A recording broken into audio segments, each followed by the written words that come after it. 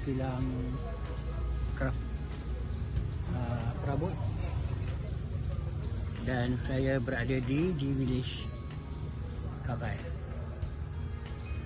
Di situ Victoria Beach. Assalamualaikum guys. So today we are going to Lenggong, on the way to Lenggong. So we are going to visit kilang craft ayat Quran at this kampung Tiong. Okay, with me is the orang kuat perabot Tibet Mara Elosta. Sekakit. Assalamualaikum warahmatullahi wabarakatuh. Kami hari ini pesyarah-pesyarah daripada Tibet Mara Elosta akan menimba ilmu bersama dengan seorang ustaz yang membuat kaligrafi moden melalui mesin CNC 3-axis yang saya rasa transfer knowledge ini terus diteruskan kepada untuk ukiran-ukiran biasa ke ukiran teknologi moden. Jadi hari ini 6 pensyarah daripada Tibet Mara Elosta sedang berusaha untuk mengambil ilmu daripada seorang ustaz. Assalamualaikum.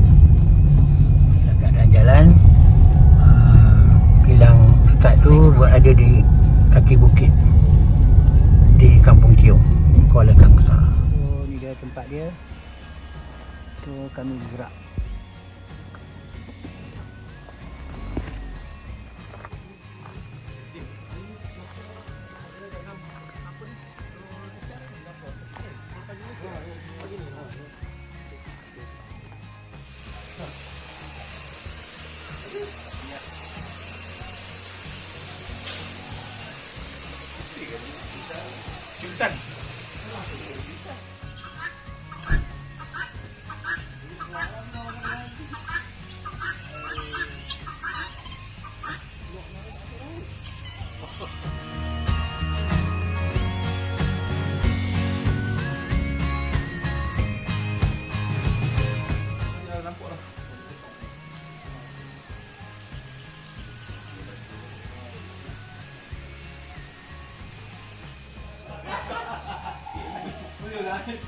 Jawab pencak dia start punya. Apa dia ini tumpah.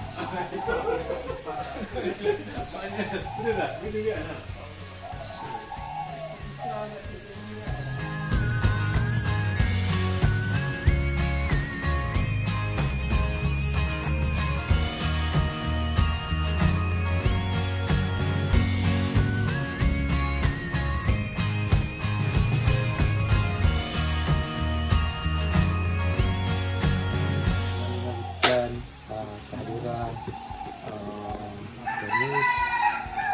Syarah daripada sekarang ni panggil Tibet dah tak?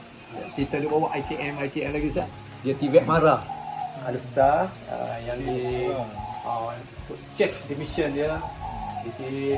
Cik Zairi, Cik Abdul, Cik Let, Cik Aleh, Cik Baki.